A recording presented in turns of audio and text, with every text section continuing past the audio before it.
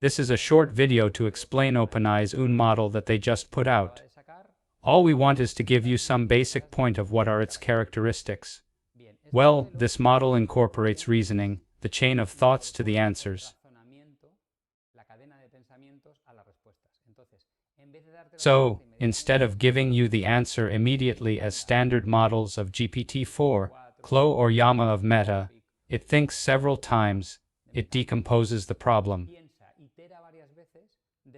If you have proposed a complex one in pieces, solves it in parts, and it integrates everything and analyzes that the solution is correct, with which in theory hallucinates much less, programs better and solves better mathematical problems. In return, it takes much longer, as you can see here.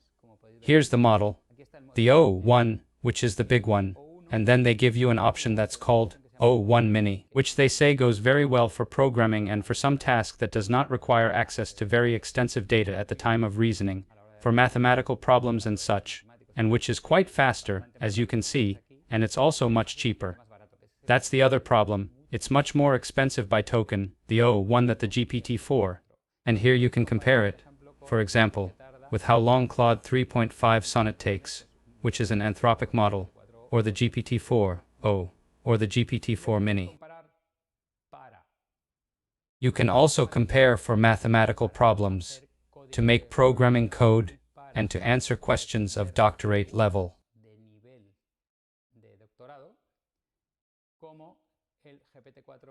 You can see that the GPT-4o has a 12% accuracy, the O1 preview, which is the one we have access to right now, 56.7%, and the O1, which has not yet released Openai to the public, and 83%.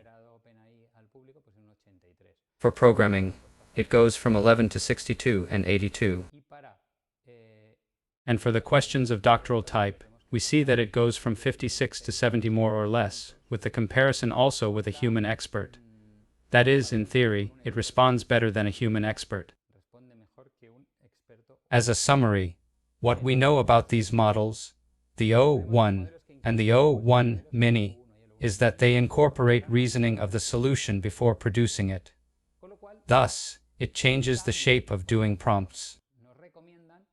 They recommend us not to use something that is used a lot when making prompts with normal models, which is the chain of thoughts, of introducing a concept when answer on the answer, add another concept, tell him to integrate it, because they say that it is better to introduce what we want and that it already makes its chain of thoughts.